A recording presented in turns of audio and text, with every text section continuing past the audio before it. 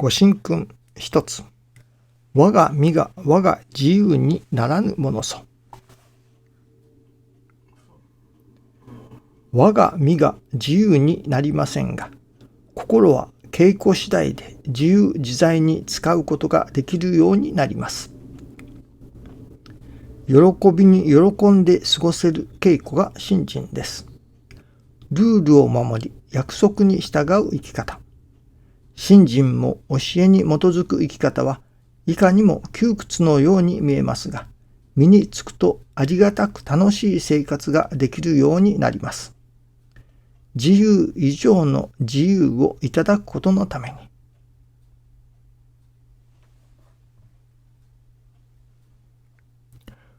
師匠はここで、心は稽古次第で自由自在に使うことができるようになります。心は稽古次第で自由自在に使うことができるようになると教えておられますけれども、それはあくまでもやはりこの稽古次第だということだと思いますね。その稽古をしなければやっぱり我が心がままになりません。自分の心が自由にならないのがやっぱり普通の私どもではないでしょうかね。そこに稽古をして初めて心を自由自在に使うことができるようになる。やはり稽古をしなければなりませんね。稽古をしない限りは自分の心がなかなか自由になりません。思うようになりませんね。昨日はそういう体験をさせていただきましたが、あることから久しぶりに腹を立ててしまったのですね。私にもこんな怖いような腹を立てる心があると改めて気づかされて、愕然とさせられ、これではいかんな、こんなことでは相すまないなと思わせられたのですけれども、それが実は例えば自分のことでならそれほど腹を立てずに受けることができると思うのですけれども、それが御用のこととなればなかなか受けるのが難しいところがありますね。神様第一、御用第一と考えておれば、その神様ごとのことを何かないがしろにするというのか、おろそかにされるようなことがあると、その御用の邪魔をされるようなことがあると腹を立ててしまいますね。それでとうとう切れたわけではありませんけれども、その切れる寸前まで腹を立ててしまった。それで改めてどうしてこうなったのだろうかと自分の心を見つめ、またその状況を考えてみて、神様にはこういうお働きがあるのだなと改めて思わされましたね。それは教祖様でもそうでしたね。神様が人を助けてくれとお頼みになり、その御用に立たれた。神様の御用をさせていただくのだから、物事がスムーズに運んでいくのだろうと思いますけれども、実は逆で、そのわざとのようにその邪魔をする人が現れる。山伏が現れて、その教祖様の布教活動を妨害する。あるいはそれこそ神前撤去だという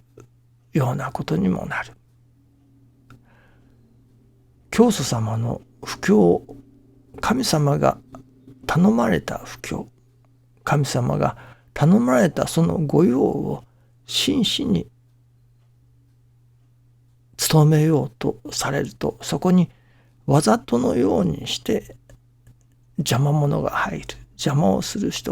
者が出てくる。これは師匠の場合でもやはりそうでしたね。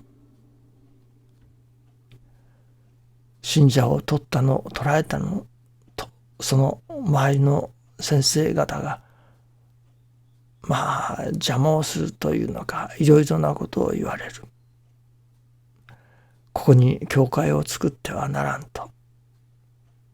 もっとどっか遠くの方に作りなさいといったような、また学院に行きなさいといったような、いわば師匠の御用の邪魔をする人が必ずそこに出てくるのですね。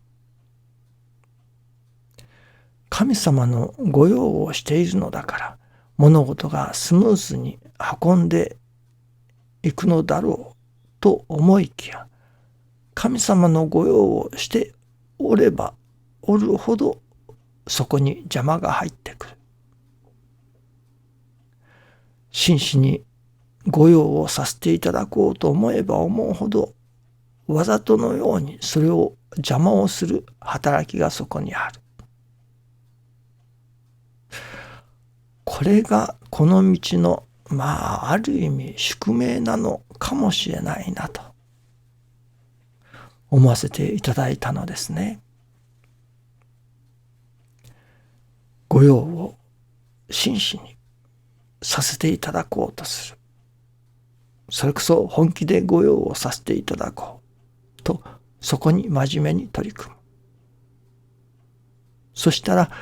そこにはわざとのようにそれを邪魔をする働きが起こってくるものなのですね。さあそこを、それこそこれとても神様のお働きだと受け抜いていかれたのが教祖様であり師匠であるということになりますね。神様のお働きというものがそういうものなのでしょうね。神様の御用をしておれば、神様のお役に立つ御用をしておれば、一時が万事スムースにいくものだということではないということですね。何を神様が鍛えようとなさるのかよくはわかりませんね。もちろん心を育てようとされるのですけれども、そういう中にあっても、それでもその御用を貫こうという、そういう何というのでしょうかね、